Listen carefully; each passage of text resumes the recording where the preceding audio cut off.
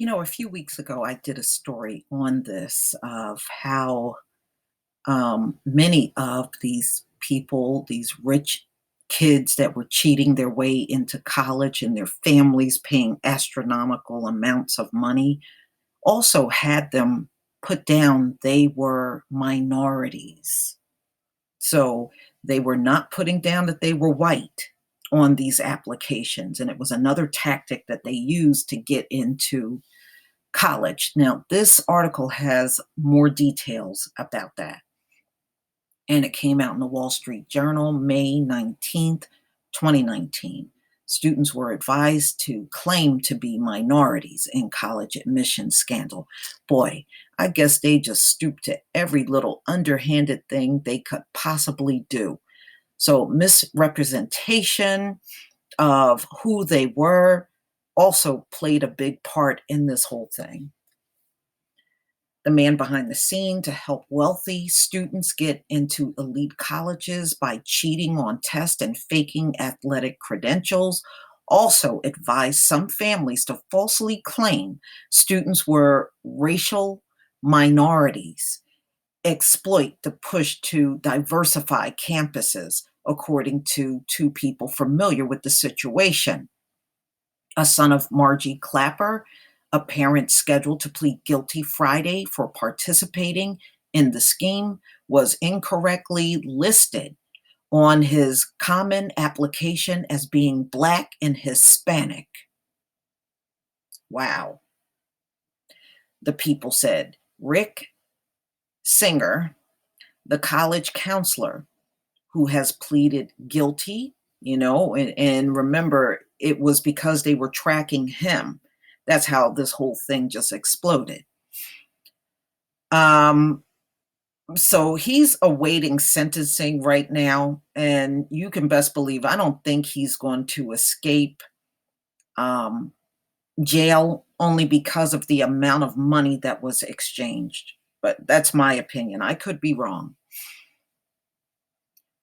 Okay, so he made arrangements for a proctor to cheat on the ACT admission test for a teen, according to the Federal Bureau of Investigation affidavit filed in the case. Ms. Clapper, who lives in Menlo Park, California, was one of many parents charged with whose child was misrepresented as a minority.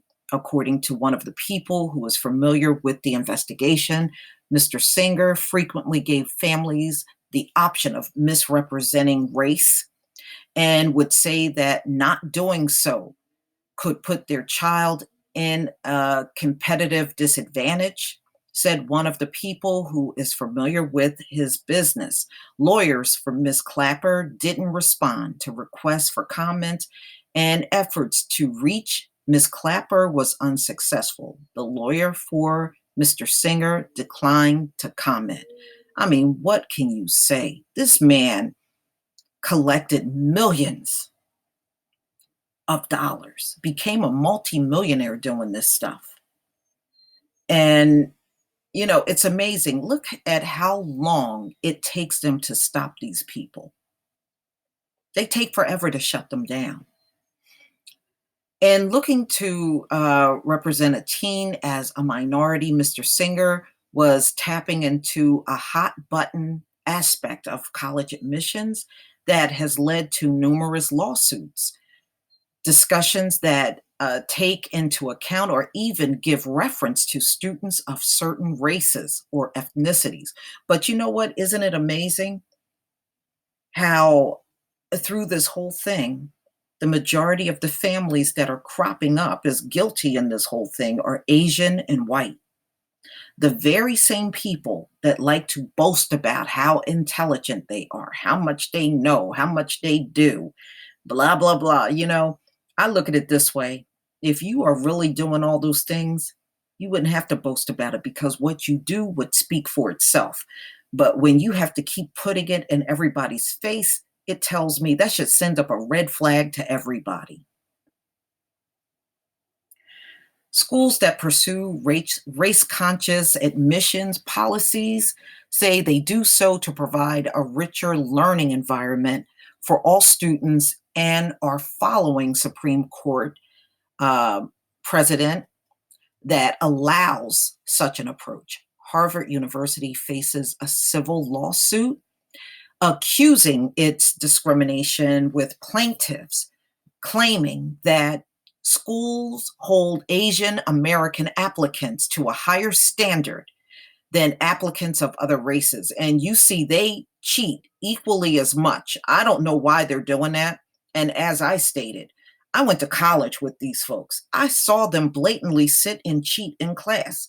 But the reason why they don't mess with the East Indians and the Asians and the Arabs, the ones that blatantly sit in class and cheat and always stayed huddled up in groups, is because of money. Their parents pay astronomical amounts of money to these colleges, so they won't mess with them even when they're cheating in the face of the professor. They won't say nothing. But if you and I sit in the class and we just turn and talk to each other briefly, oh, they're ready to separate us. Oh, no, no, no, you can't cheat. You go over there, you go over there. That's why I'm telling you, when we get into these Ivy League schools, we legitimately got in there. Okay, you don't see a lot of black folks mixed up in this whole thing, do you? Because number one, if we had $500,000, $1.2 million, $6.5 million, we wouldn't be pouring it in on no dumb kid in the family. Most of us would just chalk up, well, you're just not college material, so we're going to have to look for something else for you to do, perhaps start a business. That's how we would be thinking. But these folks, you know, think, well, you're dumb, but I'm going to get you in USC anyway. We're going to do that anyway. And look at what the mess it has caused. But ladies and gentlemen, it goes back to what I was telling you before. If you're going to cheat in getting your kids in school when you know they don't belong there, your ass will cheat in anything. These folks cheat their way all through life in a system they put together, and they still got to cheat in it. That says it all. Applicants can check boxes noting their race or ethnicity in a section on the Common Application, which is accepted by hundreds of schools across the country. Doing so is optional. On some applications that Mr. Singer operation handled, applicants may have claim to be underrepresented, an underrepresented minority based on the, hold on, let me just go down. Okay, this is what I wanted to get to. I'm sorry. Many of these white applicants were putting down that they were Native American. Now, we already heard about the Black and Hispanic. I don't know how a white student can pass themselves off as Black and Hispanic, but many of these white applicants were putting down Native American. Okay, that was one that was heavily used because they are an underrepresented group in America, especially in college. So many of the applicants went with that. Singer employees often submitted final application on behalf of clients, according to two people familiar with Singer's counseling operation.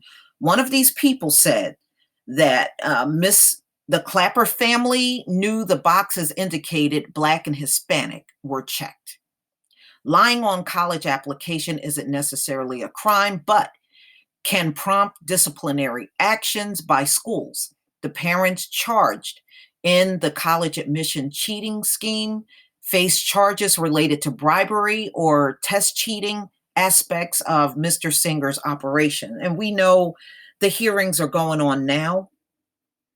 And I know Felicity Huffman has already pleaded guilty. And the most I'm hearing that she may do is 4 to 10 months. And I don't believe she's going to prison. I I could be wrong, but I really believe they're going to give her those 4 to 10 months as house arrest. She will remain home with her family, but have an ankle bracelet on. But I don't believe they're going to jail her, only because she's cooperating and she's not fighting like Lori Loughlin and her husband. They're fighting, but she's not. She's admitting that she was wrong. And I think just her doing that will give her some leniency. But that's jacked up. By them doing this, checking off Black, Hispanic, Native American, they have taken opportunities away for somebody that really deserved to be there of those races or of those ethnicities. They denied them too. Prosecutors allotted to applicants exploiting presumed preferences in March when Mr. Singer pleaded guilty to 4 crimes. Assistant U.S. Attorney Eric Rosen listed Mr. Singer's scheme, including lying about students' ethnicity and other biographical information in an attempt to take advantage of perceived benefits from affirmative action and other programs.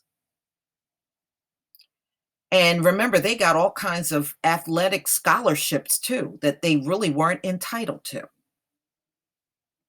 Mr. Singer responded at the hearing that everything that Mr. Rosen stated is exactly true. So he's not even fighting it now. Rick Singer, he's admitting that he's done these things.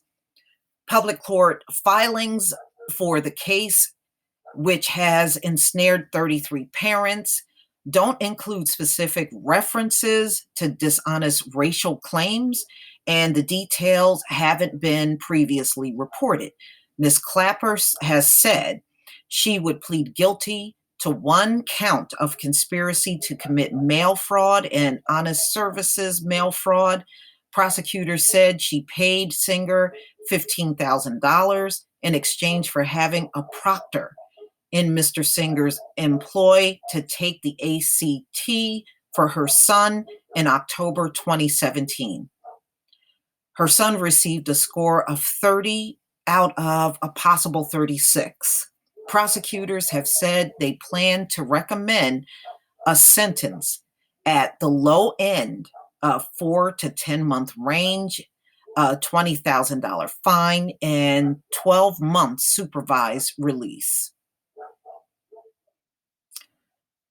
So, as it states, ladies and gentlemen, looks like the ones that pleaded guilty are going to get some leniency. I mean, 4 to 10 months, that's really no time. That will go by fast. And to a wealthy person, a $20,000 fine, that's pocket change. So they won't even feel that. And as far as 12 months of supervised release, that's going to be nothing. They could just be phoning into a probation officer. Trust me, it's going to be very light compared to what the average citizen that's not cheating like this get. But please tell me what you think, ladies and gentlemen. I'm not surprised. It just seems like there is no level these folks will stoop to cheat, whether it's through school or jobs or anything else. There is no level they won't stoop to. Man, I tell you what, I have seen cheating in the Black community, but I have never seen it to this magnitude. They go way beyond anything that we do, way beyond. But please tell me what you think. Please leave your comment and subscribe. Don't forget to hit on the notification bell, and I'll see you on the next video. Peace, family.